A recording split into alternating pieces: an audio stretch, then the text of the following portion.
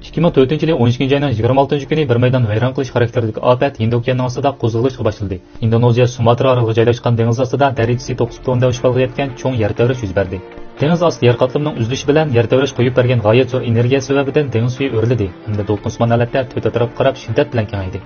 Hind okeanida Tinch okeaniga o'xshash dengiz toshqinida mudofaalash sistemasi bo'lmaganlikdan dengiz toshqini yetib kelgan vaqtda kishilar qechishni o'ylasimi, lekin allaqachon kechikib qoldi.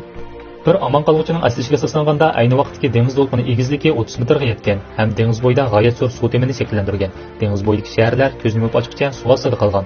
Vayron qilish darajasi yer tevrashdan kelishmagan. Statistikaga asoslanganda Hind okeanidagi bu qitimliq dengiz toshqini Indoneziya, Hindiston, Tayland qatorliq 11 davlat o'z ichiga olgan 226 ming odamning talafotga uchrashini keltirib chiqargan. Bu yaqinqi 200 yildan buyongi eng og'ir bir qitimliq dengiz toshqini hisoblandi. Dengiz toshqini bo'lsa bir ofat xarakterlik dengiz to'lqini, uning eng tez sur'ati soatiga 700 km/ga yetadi. Bu bir urush aeroplanining uchish tezligiga barobar. Bu qisqagina necha soat ichida cho'ng okeanni kesib o'tadi.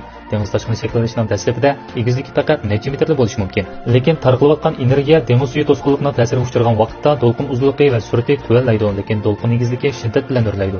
Shunga dengiz suvi dengiz qirg'oq liniyasiga yetib kelgan vaqtda egizligi necha 10 metrga yetgan dengiz toshqini shakllandi.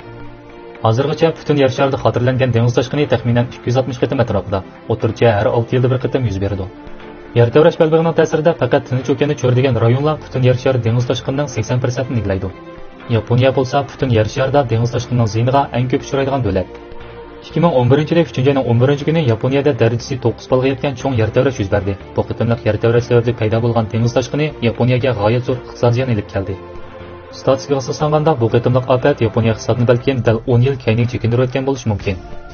Yer sharida har vaqt ofat yuz berib turdi. Masalan, yer tevrash, yanarta, qora quyun qatorliqlar. Tabiiy ofatda hayotidan ayrilganlarga solishtirganda biz nihoyat talayli. Bizning bu qisqagina umrimizda biz texmi yaxshi yashashimiz kerakmi yo'q? Biz oldimizdagi baxtni qadrlaylik.